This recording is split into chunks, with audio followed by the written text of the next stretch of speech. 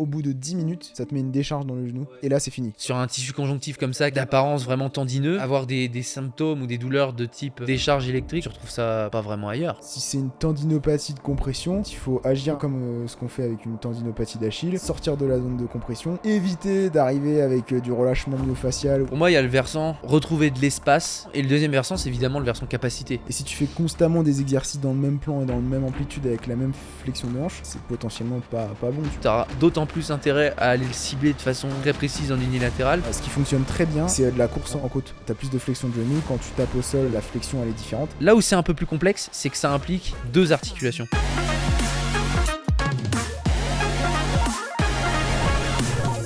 Bienvenue sur ce podcast. Alors celui-ci, on va le faire sur les pathologies, puisqu'on a lancé la série avec la tendinopathie d'Achille.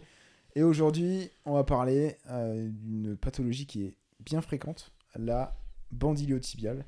Le genou du coureur. Ouais, le genou du coureur. Y a pas un autre mot aussi? Si, l'essuie-glace. Ouais, le syndrome de l'essuie-glace. Ouais, syndrome de l'essuie-glace. C'est le nom le plus tout connu, ça, je c'est des synonymes pour parler de cette bandyliotibiale.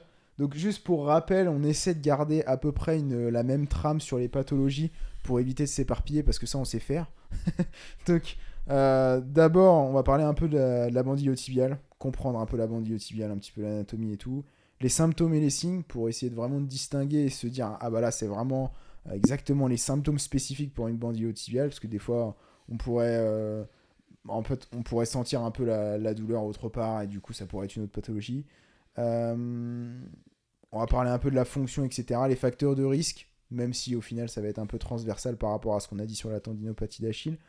Et après évidemment ce qui va intéresser beaucoup de monde, ça va être les stratégies de réathlétisation. La pratique, ouais. Ouais, la pratique, quel exercice on doit mettre en place, qu'est-ce qu'on doit éviter aussi. Voilà, est-ce qu'il y a des erreurs aussi à éviter. Donc on reviendra ça à la fin sur les erreurs communes et les pièges potentiellement à éviter.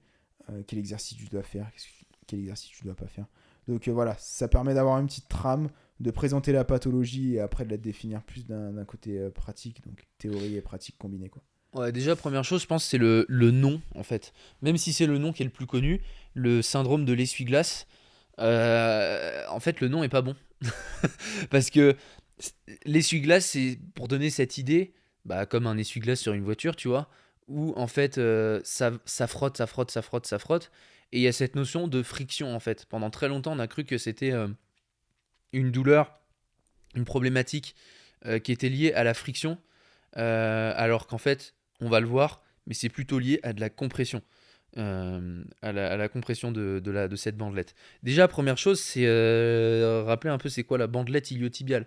Le nom, alors je sais qu'il y a plusieurs noms, hein. Il y a tractus iliotibial, Ouais. il y a, je crois que c'est la bandelette de Messia, je crois que c'est ça, Ça, je connais pas ça. le chercheur, ou je sais plus, la personne qui avait, je pense, trouvé ce tissu en premier quand ils avaient fait peut-être des études cadavériques, tu sais, où ils dissèquent, etc. Souvent, il y a des noms qui sont mis sur des structures parce que par rapport à la personne qui l'a vu en premier. Donc, il y a plusieurs noms. Bon, on s'en fout un petit peu, c'est pas très grave. Ce qu'il faut comprendre, c'est que c'est un tissu conjonctif, on va dire, relativement épais qui sur l'extérieur de la cuisse. Et en fait, on dit iliotibial parce que ça relie le tibia à l'os iliaque. L'os iliaque qui est donc du coup au niveau de la hanche et à la face extérieure du tibia.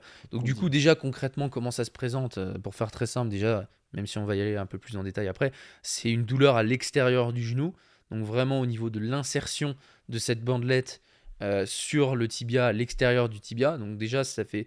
Il y a plusieurs... Les douleurs de genoux, c'est complexe. Il y a des douleurs antérieures, il y a des douleurs postérieures, des douleurs médiales, des douleurs latérales, etc. Il peut y avoir plein de causes et de problématiques différentes quand on a une douleur à un endroit précis autour du genou. Mais il y en a quand même moins en latéral qu'il peut y en avoir en frontal ou en médial ou en postérieur. Donc globalement, déjà quand on sait qu'on a mal à l'extérieur du genou à un point précis et qu'on vient solliciter des tissus qui sont en lien avec la bandelette, déjà on a une indication là-dessus. Concrètement, ce que faudrait voir ça, même si on appelle ça syndrome de l'essuie-glace ou syndrome de la bandelette iliotibiale ou runner's knee, tu vois, genou du coureur, Pourquoi? Parce que bah, déjà, ça donne un peu une idée sur l'épidémiologie. Ça arrive beaucoup, surtout chez les coureurs. Mm. Pour avoir étudié ça, et j'ai fait une formation justement sur ce sujet avec un programme détaillé sur ce genou du coureur. Moi, je vois plutôt ça vraiment comme une tendinopathie en fait. Et ça parlera à ceux qui ont regardé le premier épisode de cette série, on va dire, où on parlait de la tendinopathie d'Achille. Mais je trouve que c'est plus une tendinopathie qu'autre chose. Parce que déjà, c'est cette bandelette, ce gros tissu conjonctif, ok, il relie la hanche au tibia, mais en fait, il est rattaché à des muscles. Donc c'est comme si c'était le tendon, un très long tendon qui s'étend de la hanche jusqu'au genou. Et il y a plusieurs muscles en fait qui sont impliqués, qui sont rattachés de manière directe à la bandelette iliotibiale. Je pense déjà il y a il y a le TFL hein, déjà de Ouais. base. TFL qui veut dire tenseur du fascia lata. Euh, oui, ça aussi j'ai pas dit, mais la bandelette en fait à la base on, on a mis un nom sur cette structure, mais c'est juste un épaississement du fascia lata, donc il y a juste un tissu conjonctif qui englobe la cuisse au global. Donc c'est pour ça qu'on appelle le muscle le tenseur du fascia lata. On mettra une petite image. Et du coup, il est en continuité directe avec cette bandelette. Et le truc, c'est qu'il n'y a pas que la bandelette, il n'y a pas que le TFL, il y a aussi déjà le grand fessier qui est direct en contact, le grand fessier, le moyen fessier, le petit fessier juste en dessous. Je pense à tous ces muscles-là, les muscles fessiers. Il y en a peut-être d'autres que j'oublie, hein, comme Ouais. ça que ça me revient plus. C'est- Mais en gros, c'est comme si tu avais plusieurs muscles qui sont rattachés au même tendon. Et en fait, ça me fait penser à ce que j'appelle la tendinopathie latérale du coude, mais qui est plus connue aussi sous le nom de, tu sais, le tennis elbow, le coude du tennisman et tout ça, où c'est un peu la même chose, c'est-à-dire que c'était une tendinopathie, mais où c'est un tendon commun à plusieurs muscles. Et là, c'est un peu la même chose, c'est-à-dire que tu as plusieurs muscles qui sont rattachés à cette bande qui, du coup, fonctionne un peu comme un tendon finalement. Donc déjà, c'est un peu la première chose. Ensuite, bah, forcément, si on voit ça comme une tendinopathie, si t'as pas vu le premier podcast sur la tendinopathie, on rentre dedans vraiment plus dans les détails. Et après, bah, il y a des points communs entre toutes les tendinopathies, même si c'est à des endroits Ouais. différents. Donc déjà, tu sais qu'il y aura un lien avec les mouvements répétitifs. Il y aura un lien, bah, une fois que t'es chaud, enfin, une fois que, par exemple, ça arrive chez les coureurs, mais quand c'est bon, t'es chaud, t'es en train de courir, Mm. ça va Après, s'estomper. cette pathologie-là, généralement, c'est c'est assez particulier comme douleur parce que au début, enfin en tout cas moi je l'ai déjà eu, hein, donc je sais de quoi je parle. Et généralement pour les athlètes c'est ça aussi.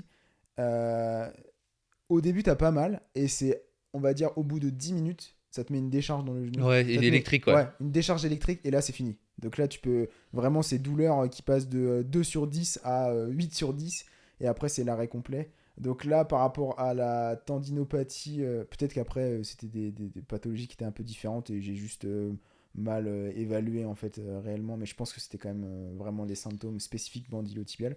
Mais du coup, ouais, je trouve qu'en termes de symptômes, on y reviendra peut-être après, mais c'est quand même souvent des douleurs qui sont différées dans la séance. Par contre, quand ça te prend quoi.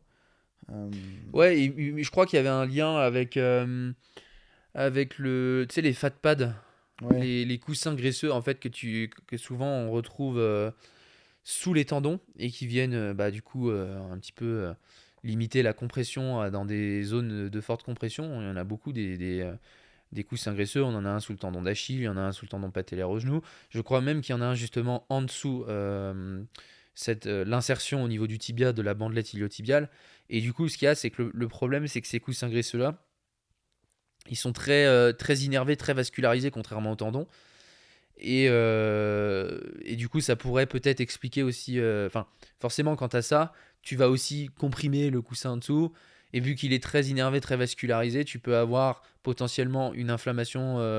Ça vient, des fois, c'est de pair, tu vois. Alors ouais. après, c'est assez compliqué de différencier.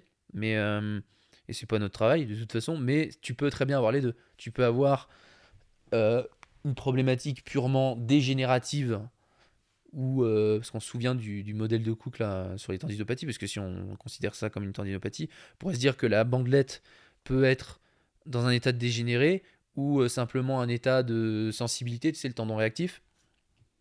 Mais tu peux très bien avoir ça et en même temps avoir une problématique inflammatoire au niveau du coussin graisseux en dessous, Ouais. quoi. Donc ça peut aller avec et ça pourrait potentiellement expliquer les douleurs sous forme un peu de décharge électrique, tu vois, Ouais.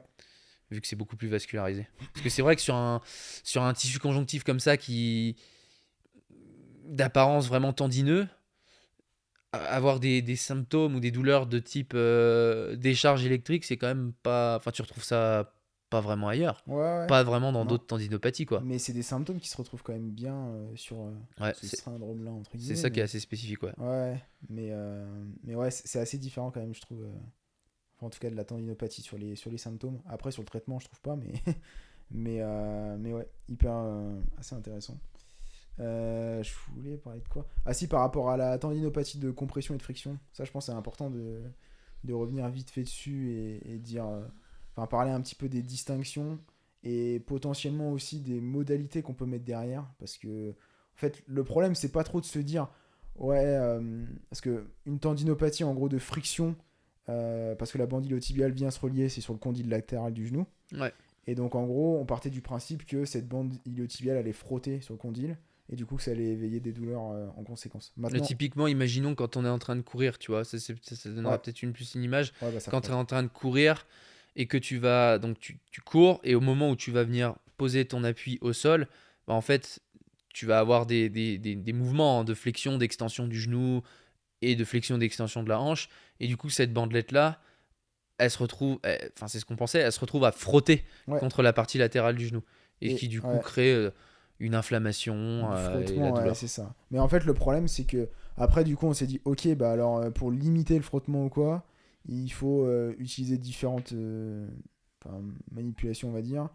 Genre par exemple les étirements, beaucoup d'étirements, etc. pour éviter justement que ça frotte.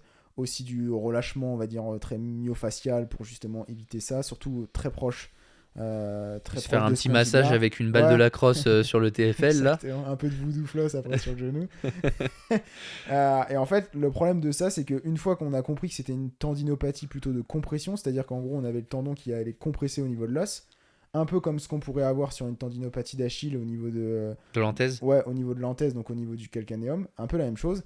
Et à partir de là, on s'est dit, ah bah, si c'est une tendinopathie de compression, en fait, il faut agir un peu comme ce qu'on fait avec une tendinopathie d'Achille, c'est-à-dire bah, sortir de la zone de compression, éviter d'arriver avec du relâchement myofascial ou de la crossball là, au niveau de l'insertion, parce que là, c'est pire en fait. Ah ouais, bah là, tu rajoutes de la Ah ouais, compression, tu en fait. rajoutes de la compression sur de la compression et là c'est pire.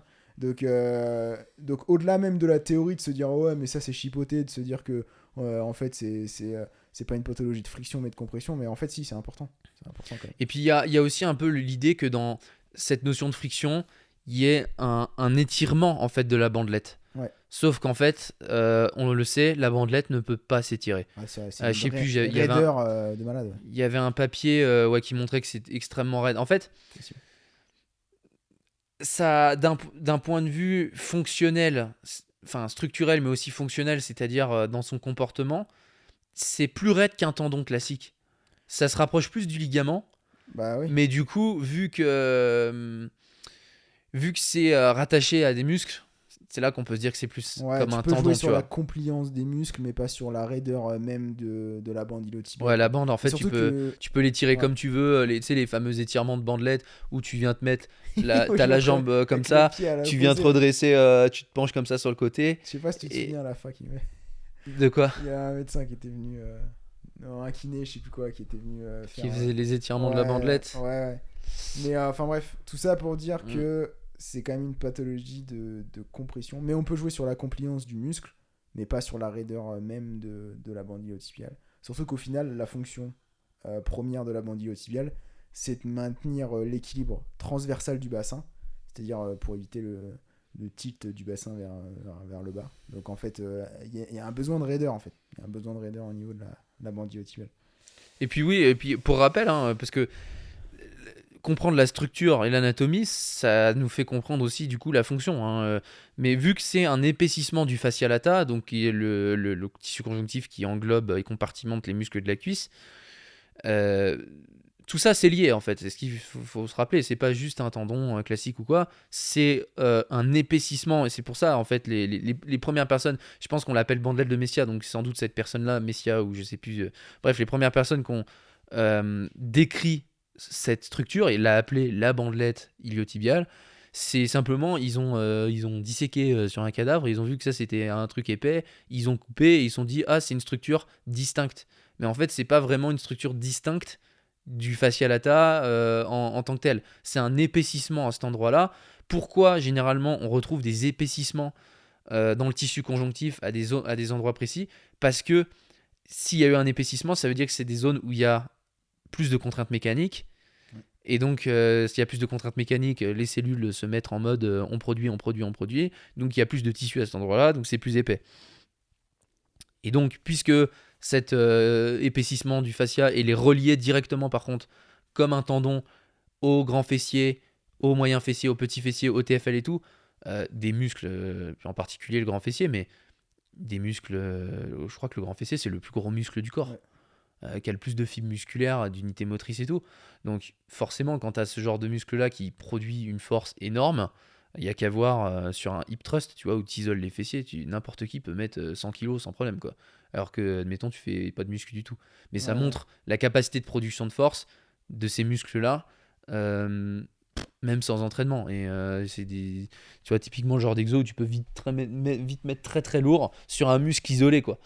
Et donc, bref, sur ce genre de muscle, du coup, tu es capable de produire beaucoup de force. Donc, si tu produis beaucoup de force, tu envoies beaucoup de contraintes mécaniques là-dedans.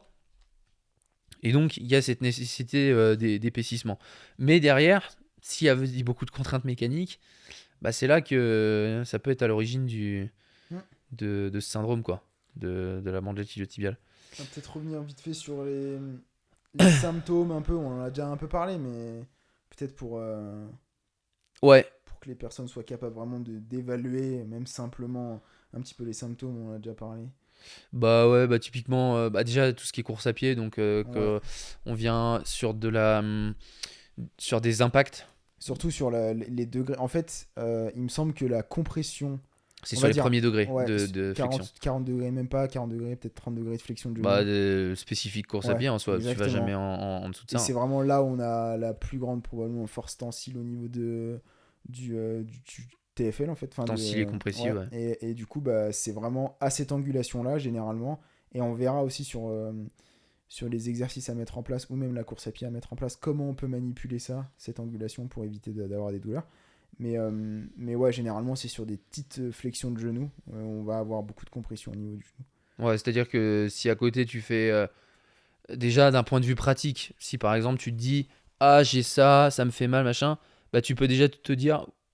Si à côté tu fais de la muscu, de la prépa physique ou quoi, et que tu es un coureur, et que tu faisais des squats, admettons, normalement il n'y a pas de problème avec les squats par exemple. Ouais. Tout ce qui est grosse flexion de genoux, il n'y a pas de problème. C'est plutôt les premiers degrés, quoi. Ouais. Typiquement, les descentes d'escalier par exemple. Descente et montée C'est d'escalier. un Ouais, la massacre. descente, parce que du coup, contrainte Ouais. excentrique. Ouais, et puis t'arrives pile à 40 degrés. Enfin, Bah, généralement, en fait, moi je pense, ça me paraît évident, parce que dès que tu penses en mode tendinopathie, tu es en mode tout ce qui est stockage élastique, impact, Ouais. stockage, restitution, grosse vitesse, et juste compression, étirement. Tout ça, Ouais, en c'est fait, ça va poser Exactement. problème. Donc oui, dans la vie de tous les jours, pour que les gens se représentent, c'est sûr, quand tu descends des escaliers, bah forcément, tu viens contracter tes quadriceps, tout ça, Tu tes décélères. fessiers, tu te décélères, tu es en excentrique. Ou pour quelqu'un qui fait du trail et que tu es sur de la descente, ça te Ah ouais. démonte. Ah oui, c'est pire. C'est clairement. Sauf que là, il y a des grosses contraintes excentriques. Donc ça permet aux gens de se représenter un petit peu. En vélo aussi, Vélo, ouais. Après ça aussi. quand tu es la Oh. jambe quasiment tendue. Enfin, quand Oh. tu es en bas de ta pédale plutôt. Ouais, c'est ça. Après, ouais, ça peut dépendre. Généralement, en bas de la pédale, c'est plutôt des douleurs ischio, mais en fait, c'est vraiment quand t'es à En train de pousser ouais, vers. ton pic torque, en Mm. fait, c'est vraiment, en gros, le pédalier est parallèle par rapport au sol. Et en fait, quand tu regardes les angulations, globalement, le genou, il est à 40 degrés de flexion, en fait. Voilà. Et c'est là où ça te flingue Et là, par contre, c'est là où c'est peut-être aussi important de regarder un peu les positions du vélo, parce que, bah, encore une fois, on est contraint par la position du vélo. Donc ouais, regardez un peu la hauteur de selle. Généralement, quand la hauteur de selle est trop basse, c'est généralement là où on peut avoir des problèmes dans ce style. Mais ouais, le vélo, on le retrouve très souvent quand même. vélo. Et puis voilà, bon, après, généralement, c'est quand même.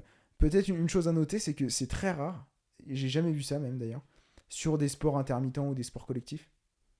Tu vois jamais d'essuie-glace, honnêtement. Et je pense que l'une des raisons, c'est parce que en fait, tu joues pas seulement dans un plan. T'as pas une réitération d'efforts toujours de la même façon. Et je pense que la bandylotibiale et au final tous les muscles aux alentours sont varient en fait.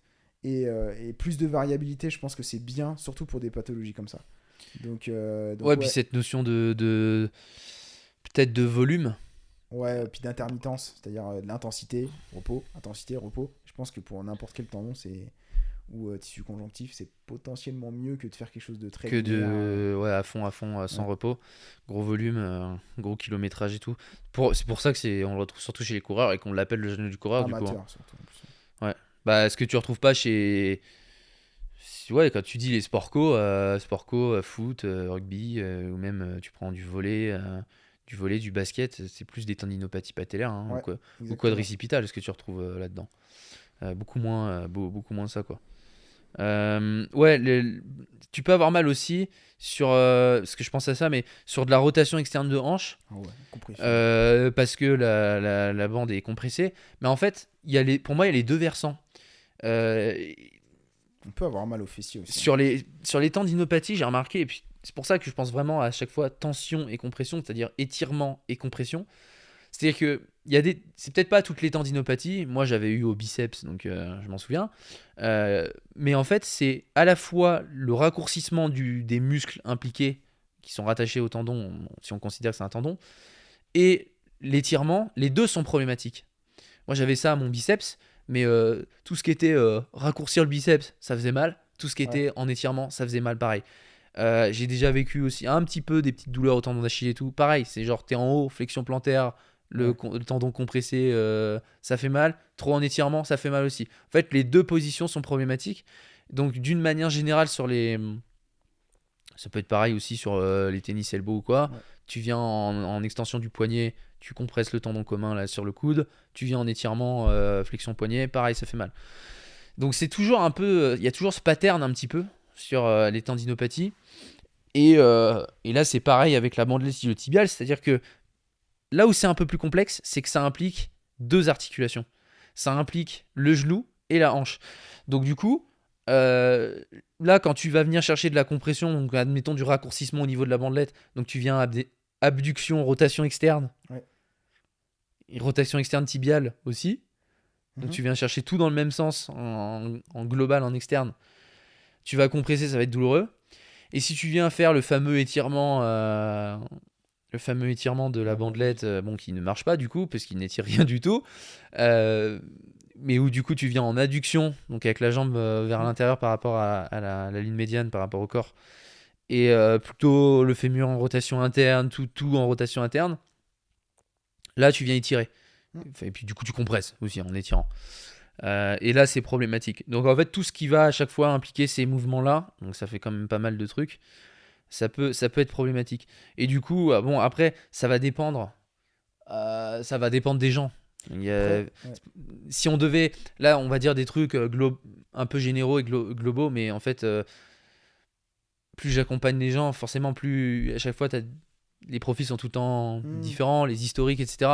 Donc quand tu évalues euh, la capacité, la variabilité au niveau de chaque segment, au niveau du bassin, du pelvis, au niveau de la colonne lombaire, au niveau de la hanche, au niveau du genou, tout ça, ça va être différent en fonction de chacun, donc les besoins vont être différents. Mhm. Donc c'est pour ça que, Ouais. bon, on peut donner évidemment des conseils généraux, mais il y a des choses qui, en fonction des gens, vont marcher, d'autres moins. Puis là, ouais, en y repensant, là, enfin, moi je me souviens que quand j'avais eu ça, j'avais travaillé sur la rotation interne de hanche parce qu'il m'en manquait à mort. En fait, quand je me mettais en position, même 90-90 par exemple au sol, et que je voulais faire un lift-off, en fait, ça me flinguait la bandille tibiale. Ça me flinguait parce que, à mon avis, au niveau du condyle latéral, en fait, j'étais en. Enfin, je produisais de la force, donc j'avais quand même une force tensile au niveau de ce condyle et ça me Ouais. faisait mal. Donc en fait, ouais, en raccourcissement ou en étirement, c'est les deux pouvaient être contraintes, enfin pouvaient contraindre la bandille tibiale quoi. Clairement. Et si on passe. Alors attends, parce que je crois qu'on n'était plus dans l'ordre de nos trucs. J'avais dû tout à l'heure Jamais. anticiper un petit peu pas mal l'aspect anatomique et tout. Ouais. Dès le début, parce que je trouvais que c'était un peu mieux de le mettre avant. Parce que là, j'allais passer tout de suite un peu aux aspects plus pratiques, mais il y a peut-être des choses qu'on n'a pas vues avant. Hmm, Euh, ouais, non, ouais, il n'y avait pas énormément de choses. Je pense que c'était un petit peu. On se répétait pas ouais. mal. Les Peut-être si, facteurs de ouais. risque, les populations. Bon, on l'a Ouais, vu un peu, surtout les coureurs, ouais, ouais, ouais. cyclistes, tout ça. Après, juste par rapport à la pathologie, c'est vrai que des fois, on sait pas trop. On a mal sur la face latérale. Des fois, ça peut être un ménisque. Des fois, ça peut être aussi une tendinopathie du poplité, puisque le poplité va revenir sur la face latérale un peu devant. Donc, il peut y avoir plein de choses. Mais globalement, même si c'est une autre pathologie, Le poplité, là où on ouais, va faire la différence, c'est que vu que le poplité, il est avec. rotateur du genou, Ouais. typiquement, il permet de déverrouiller le genou d'ailleurs et de le bloquer complètement quand on est en extension. Mais là, ça va plutôt être les rotations tibiales de manière directe Ouais. qui vont, Mais qui après, le vont, truc, qui c'est vont que être douloureuses. vu que le poplité revient, je crois, hein, sur la face latérale du genou, Oui. des fois, quand tu cours et que t'as mal, en fait, tu sais pas trop distinguer les deux. Euh, donc, ouais, des fois, il peut y avoir. Mais de toute façon, en termes de pratique, t'évalues, tu regardes les mobilités sur les articulations adjacentes, et puis après, tu travailles en fonction. Donc, c'est juste pour dire que potentiellement, ça peut être différent. D'un point de vue pratique, moi déjà, je distingue deux versants en fait à chaque fois. Pour moi, il y a le versant retrouver de l'espace, retrouver de la variabilité de mouvement, là où il n'y en a plus. Donc ça peut nécessiter évidemment d'évaluer parce que, encore une fois, moi j'avais fait la formation là-dessus. Tu cherches à faire un programme qui est applicable par un maximum de personnes.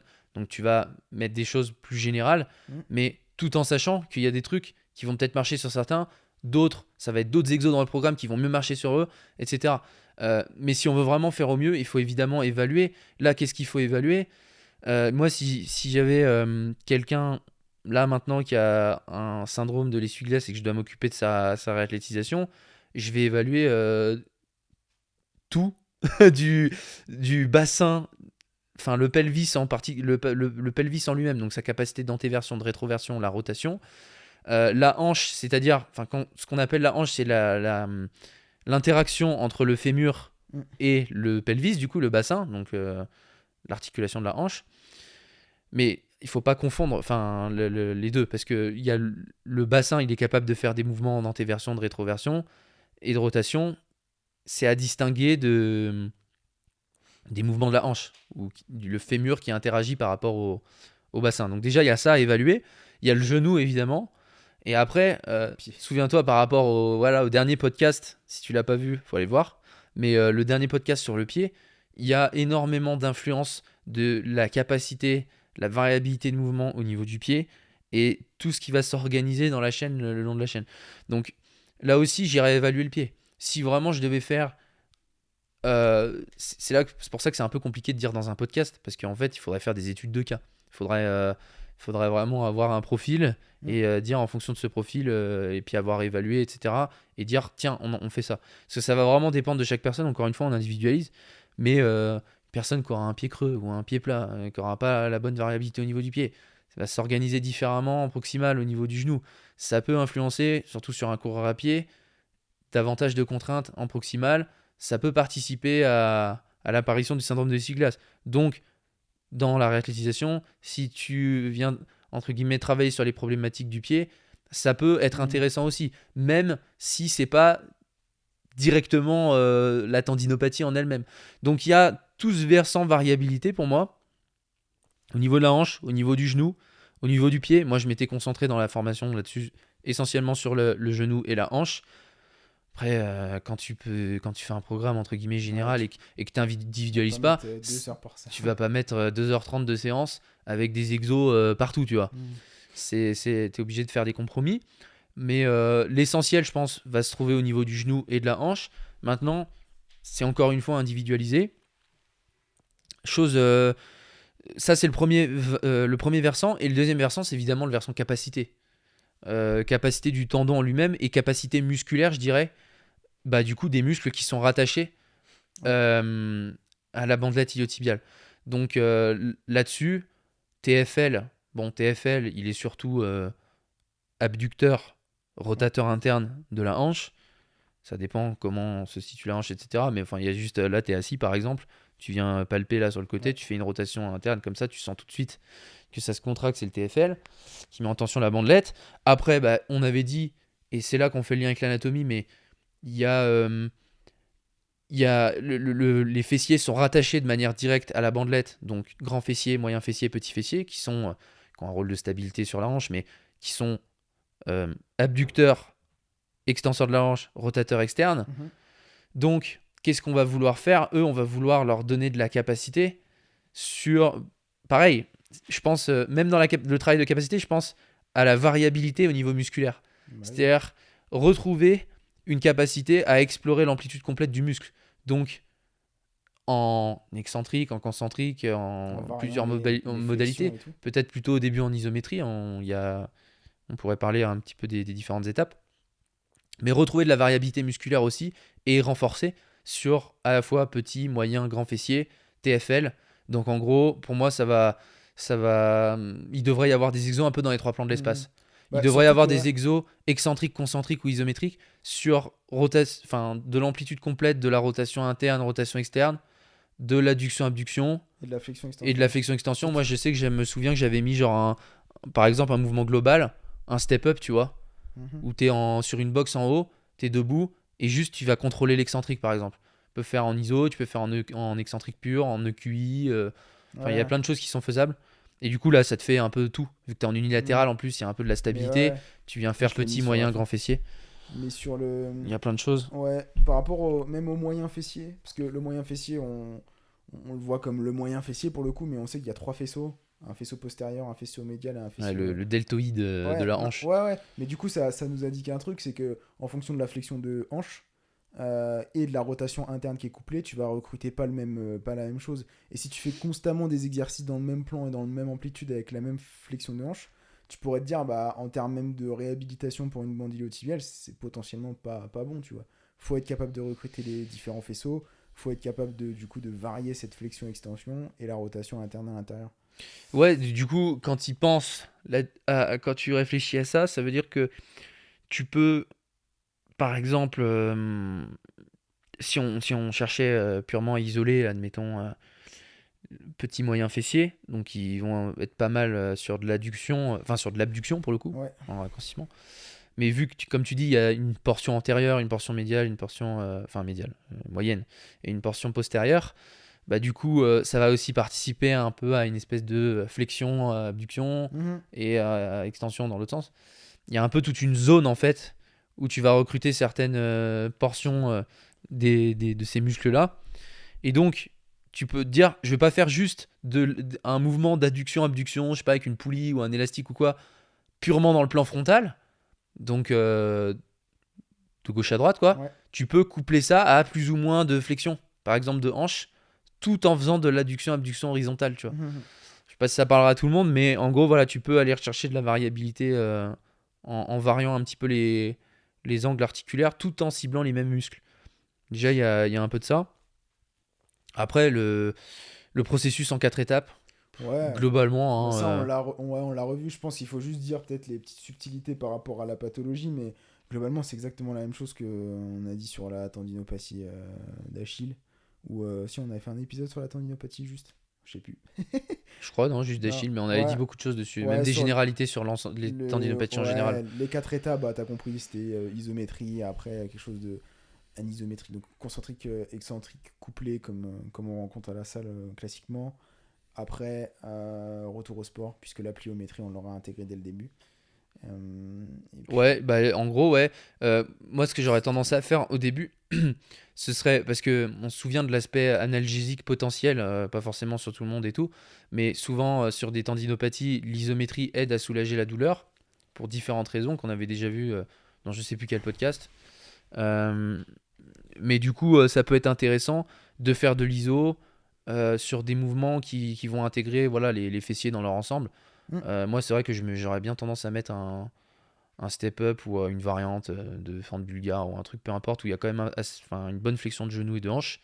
Et en ISO, tu vois, dans une position Ouais. difficile, si elle est tolérable, hein, encore une fois, une Après, ouais. angulation qu'on Ouais. arrive à tolérer. Et du coup, vu que tu es en unilatéral et que tu viens challenger à la fois le grand fessier, mais aussi petit, moyen, tout ça, qui sont rattachés à la bandelette, il y a du TFL aussi. Donc ça peut peut-être aider à Ouais. soulager un petit peu. Après, des fois, ils sont capables de directement passer à l'étape 2. Enfin, tu vois, l'ISO. En fait, au final, tu t'aperçois que ils arrivent à bien tolérer quand même le renforcement. Donc, des fois, tu peux passer directement au step 2 avec quelque chose d'unilatéral. Il y a une notion là qui est bien, c'est côté unilatéral, vu que la bandylotibiale elle est quand même bien responsable de l'équilibre transversal du bassin. Moi, je fais très peu de bipodal, enfin, je fais très peu de pieds, je fais toujours de l'unilatéral pour justement aller chercher un peu plus ce recrutement des moyens fessiers pour stabiliser, ce recrutement du fessier. Ce qui ne veut pas dire que sur du bilatéral, on n'a pas non plus ce recrutement-là, mais c'est moins prononcé et je pense que le retour sur investissement, il est quand même mieux à aller chercher Et il y de a un truc aussi. l'unilatéral, quoi. Déjà, on est plus spécifique en unilatéral, mais en fait, je fais de plus en plus ce lien d'une manière générale. Que ce soit parce que je m'intéresse évidemment moi à la réathlétisation, mais aussi tu sais à force, hypertrophie, toutes ces Ouais, choses-là. Et en fait, de plus en plus, j'affectionne les exos unilatéraux parce que en bilatéral, souvent tu es moins spécifique et t'as le déficit de force bilatérale. En fait, tu recrutes moins d'unités motrices quand tu fais des exos bilatéraux que quand tu fais unilatéral et des exos unilatéraux. Et du coup, si tu veux vraiment cibler tel ou tel muscle et tout, tu auras d'autant plus intérêt à aller le cibler de façon très précise en unilatéral. Ce sera mieux, tu vois. C'est comme quand tu as une tendinopathie patellaire, bon, ou quadricipitale, ouais. on fera sans doute un épisode là-dessus, mais où tu vas venir faire. T'as pas besoin de faire un truc super compliqué, genre avec des speed squats, des machins et trucs. Juste au début, tu fais comme Jake Toura, là, Ouais, il mettait un leg extension en ISO, à la bonne angulation, t'isoles le quad, nickel, tu vois. ouais. Bah là, j'imagine que, enfin, je vois ça un peu de la même manière, vu qu'on voit ça un peu comme une tendinopathie, la bandage tibiale. Tu peux très bien faire des exos qui vont isoler fessiers en ISO, déjà, Ouais. ça peut être bien pour commencer. En parallèle, on peut avoir de la plio. Ça va dépendre aussi C'est compliqué, ouais, au de début. la tolérance, quoi. Tu vois, moi, je fais la différence entre tolérance et capacité. C'est-à-dire que des fois, tu as des personnes, tu sais, il y a différents profils. Tu as des personnes qui vont avoir une bonne capacité, une bonne tolérance. Bon, ça, c'est ce vers quoi on veut aller. Mais des fois, tu as une moindre, pas très bonne tolérance, mais une bonne capacité. C'est-à-dire que comme tu disais, ils vont bien tolérer le renfort et ils vont avoir une bonne Mhm. capacité, de la force, etc. Mais niveau tolérance, c'est-à-dire que le moindre truc, ça va leur faire mal, tu vois. Ouais. Et après, tu as ceux qui ont zéro capacité, zéro tolérance. C'est-à-dire que le moindre truc, ça fait mal. Et en même temps, il n'y a pas de capacité avec non plus. Donc bon, si on individualisait, Ouais, la Plio au début, je trouve ça ça. va dépendre. Après, je pense que tu peux manipuler encore une fois. Faut renvoyer les gens sur le podcast de la Plio où on parlait des manipulations des différents paramètres. Mais tu vois, je pense à un deep tiers. Enfin, tu vois, une Au pliométrie, début, ouais. ouais, une pliométrie avec plus de flexion de genou pour sortir de cette zone de compression là. Des rebonds en bas de Et ouais, squat, vraiment, et ouais, quelque des... chose de deep, enfin de profond et tout. Et au moins, tu gardes un peu d'élasticité, même si c'est pas de la plio, enfin, si c'est pas de la plio au final. Mais ça reste quand même du rebond et tout, et tu continues à solliciter un petit peu.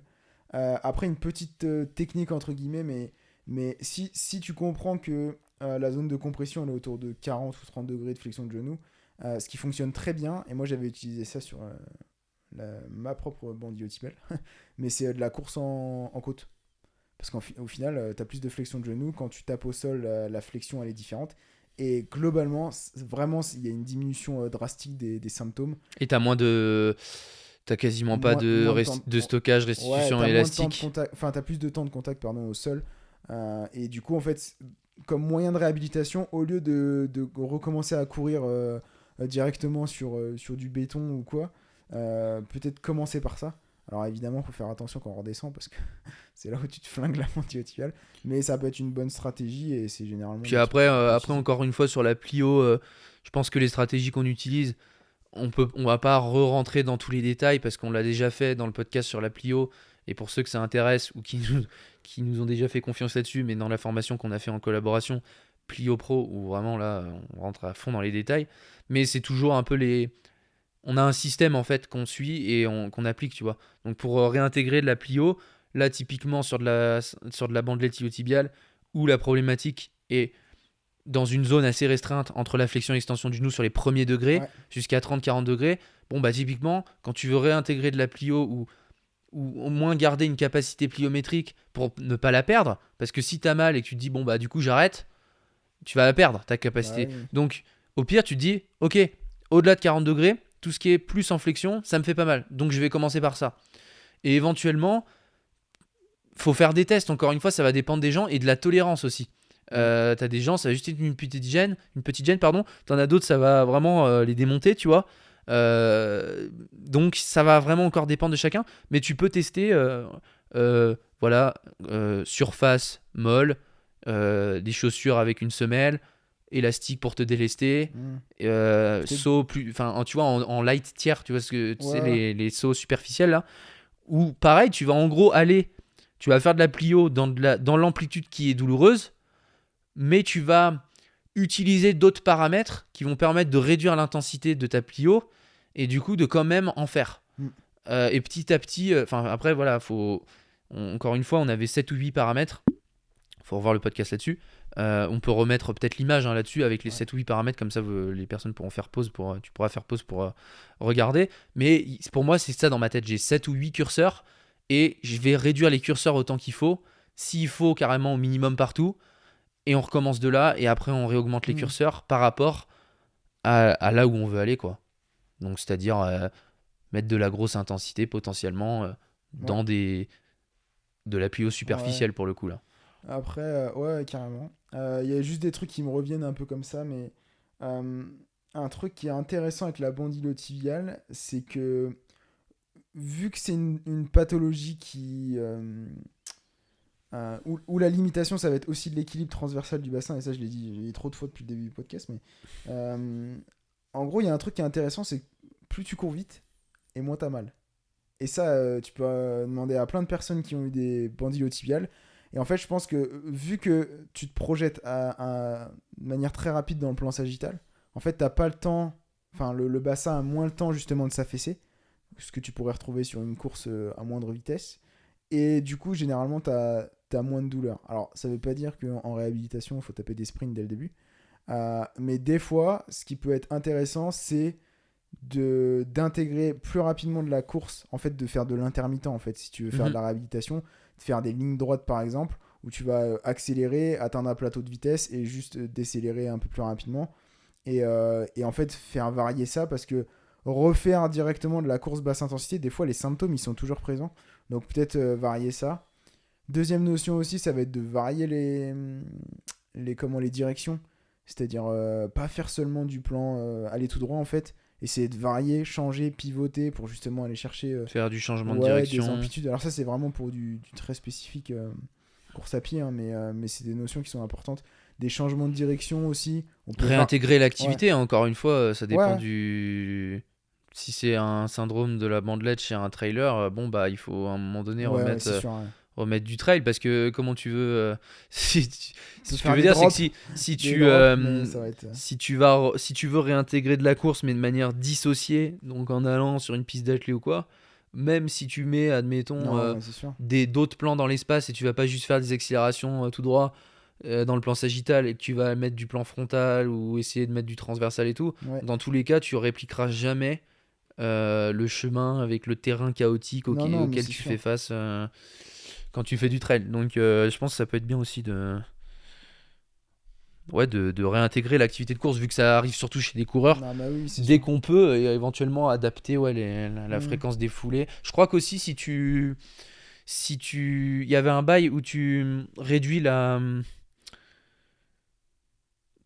l'amplitude de la foulée ou tu l'augmentes, je sais plus. En fait, C'est tu que joues sur t'augmentes. l'amplitude et la fréquence Ouais, des foulées, et ouais. ça va te permettre Ça, je de l'ai mis sur le point, j'ai mis gate retraining. En fait, gate retraining, c'est le réentraînement de la technique de course. En fait. ouais. Alors, moi, j'ai tendance à dire qu'il faut utiliser ça en dernier recours. Mais en fait, si tu. Effectivement, il y a des interventions, et la littérature, elle est quand même positive là-dessus. C'est que si tu augmentes la cadence de course, tu augmentes la fréquence de pas, en fait. Généralement, tu changes aussi l'attaque au sol, en fait. Et tu changes aussi la position de l'attaque au sol par rapport au centre de gravité. C'est-à-dire qu'en fait, t'as une attaque qui est plus sous le centre de gravité. Ouais. Ce qui fait qu'en fait, tu sors aussi de la compression au niveau de la bande iliotibiale. Et Ouais. aussi, vu que tu attaques plus avant-pied, probablement que tu vas prendre plus sur la loge postérieure au niveau du tendon d'Achille et du mollet. Et du coup, ça va te décharger la bande iliotibiale. Et ça, toutes les personnes, par exemple, si tu fais de la descente et tu as mal en trail sur la bande iliotibiale, les gens vont dire bah, j'ai moins mal quand je sautille ou je cours un peu plus vite. Par contre, quand je fais un gros attaque talon en mode je fais une force de braquage pour décélérer au final Ouais. en marchant, j'ai Ouais. trop mal. Ouais, ça compresse. Ouais. Et en fait, c'est la même idée sur l'augmentation de la cadence, c'est que tu veux changer un peu l'attaque de pied au sol pour justement limiter la contrainte. Alors ça, moi je suis pas fan, hein, mais peut-être sur les derniers recours, pourquoi pas utiliser ça, même si voilà, changer les techniques de course, c'est quand même pas... Ouais, parce que après, là, là, si on réfléchit vraiment d'un point de vue, je modifie le mouvement pour réduire la douleur, Ça fait sens. Mais... ça fait sens de ce point de vue-là, mais après, d'un point de vue système nerveux, tu vois, schéma moteur, tout ça, bah en fait, tu vas changer, si tu vas changer ta technique, donc tu vois, tu vas perturber aussi ton économie de course potentiellement. Ouais, après, ouais, c'est... Ouais. En fait, moi, ce qui me dérange le plus, c'est que tu vas redistribuer autre part. Si t'as pas les structures qui sont prêtes, en fait, Oui, voilà. tu vas te la coller autre part, quoi. Mais après, ouais, je sais pas trop. Après, c'est vrai qu'il y en a vraiment, ils savent pas courir, quoi. Enfin, là, faut le dire classiquement, mais il y en a, ils sont pas beaux à voir courir. Tu te dis, quand même, c'est quand même peut-être pas optimal pour la blessure, quand même. Mais sinon, en première intention, c'est pas du tout ce que je ferais, ça c'est sûr. Donc ouais. Non, il y a tellement de choses à côté à faire qu'en Ouais, vrai, ça devrait suffire. ouais, c'est sûr. En Ouais. vrai, donc, qu'est-ce qui nous manque là? Règle des trois douleurs. Ouais, règle des trois douleurs. Ouais, Bon, pour rappel, hein, très rapidement, parce qu'on en a déjà parlé dans d'autres podcasts. En fait, c'est-à-dire que pour comprendre les podcasts, il faut avoir vu tous ceux d'avant. vous débrouillez, mais. Non, mais on va réexpliquer un petit peu. Mais la règle des trois douleurs, ça, c'est un truc qui nous sert tout le temps en réathlétisation. L'idée, c'est de se dire, je n'accepte pas de ressentir une douleur que je peux évaluer au-delà de 2 à 3 sur 10, c'est-à-dire une petite gêne, en fait, concrètement. Faut pas que ce soit un truc qui démonte, 5, 6 sur 10 ou quoi. Tu n'acceptes pas pendant l'effort une douleur qui est supérieure à 2, 3 sur 10. De même, tu n'acceptes pas une augmentation de la douleur après ta séance de course à pied, ton entraînement, bref, peu importe. Tu n'acceptes pas ça. Et le lendemain aussi matin, parce que généralement le lendemain matin, surtout sur les problématiques tendineuses, quand on a une douleur qui augmente le lendemain matin à froid, c'est qu'on a trop sollicité la veille. Donc c'est ça les trois douleurs. Il y a la douleur effort, la douleur post-effort et la douleur le lendemain. Donc il faut accepter aucune de ces trois douleurs-là. Et vraiment j'insiste sur aucune, parce que si tu as trop mal pendant l'effort, bah, tu risques d'augmenter après. Si tu vois que tu as une augmentation après ou le lendemain, tu sais qu'il y a eu trop de volume, potentiellement trop d'intensité, il y a eu quelque chose qui n'était pas bon pendant l'effort. Et ça, c'est important vraiment de s'y tenir et de tenir compte des trois. Parce que moi, j'ai eu pas mal de personnes sur des problématiques différentes, hein, pas simplement du syndrome de l'essuie-glace, mais qui par exemple te disent, en fait, j'avais pas mal pendant la séance, pas mal du tout, mais par contre, ça augmente le lendemain ou machin. Donc Ouais. là, encore une fois, c'est la règle des trois douleurs, aucune des trois. Donc si ça augmente, si t'as pas mal pendant, mais que t'as mal après, c'est pas bon.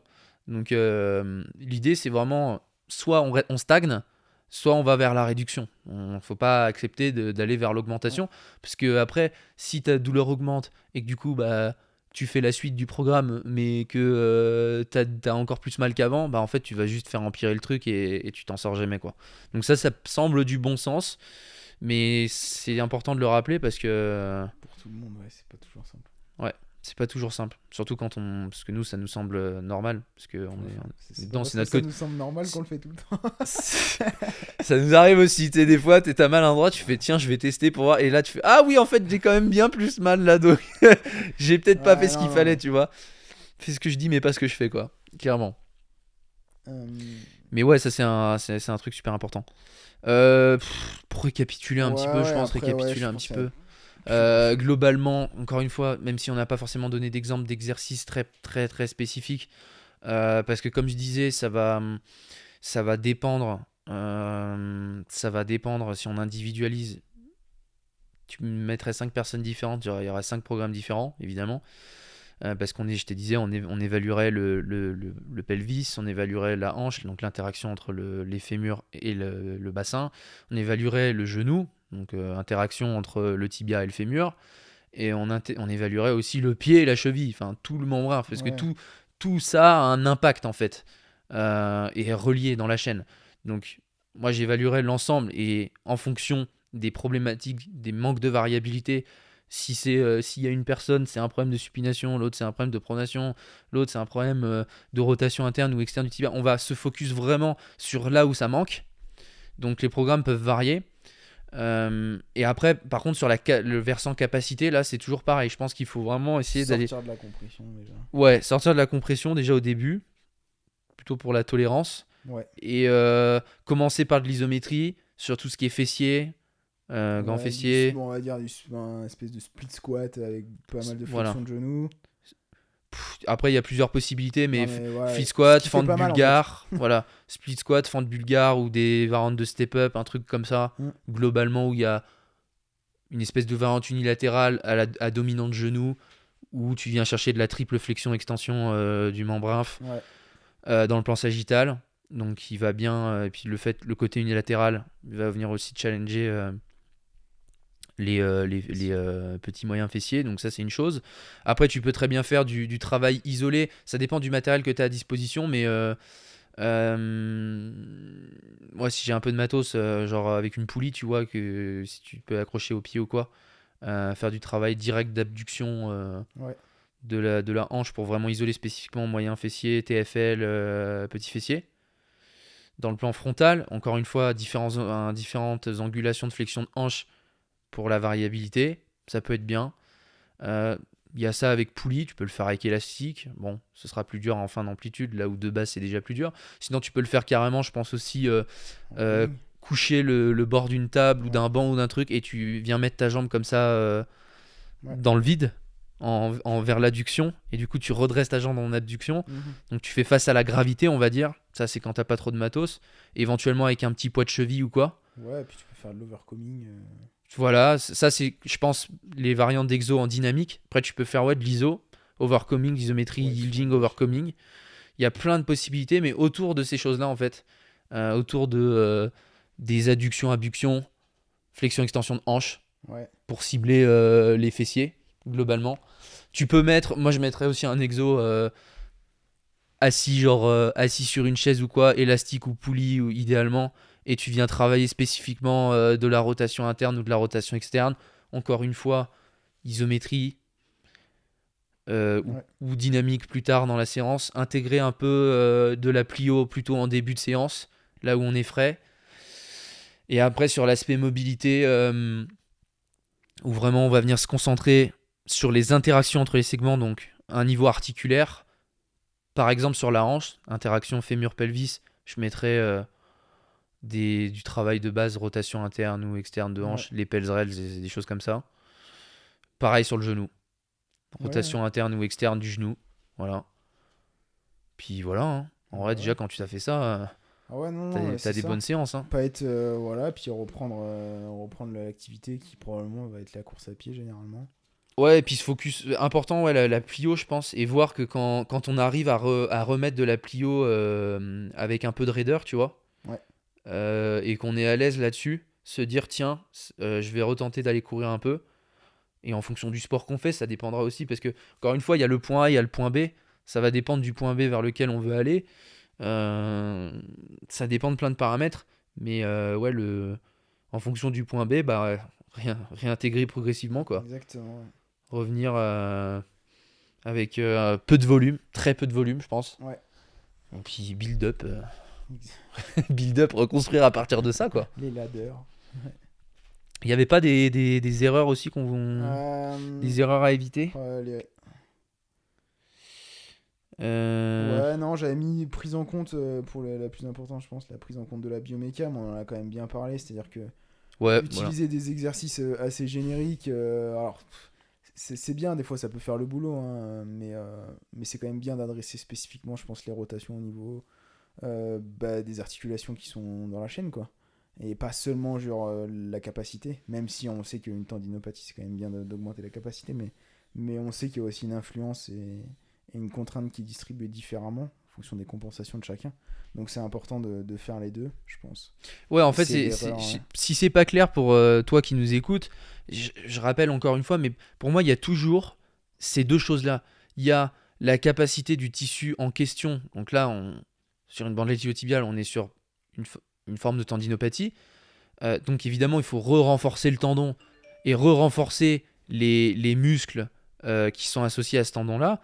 C'est une chose, mais après, tout ce qui est, on va dire, le versant variabilité, mobilité des articulations autour, etc., ça, c'est pas de manière directe, mais de manière indirecte. C'est en mode, comme ça, quand je vais recourir ou quand je vais refaire mes mouvements, je vais répartir les contraintes plus largement sur tout le membrin, tu vois, et pas juste sur ma bandelette iliotibiale.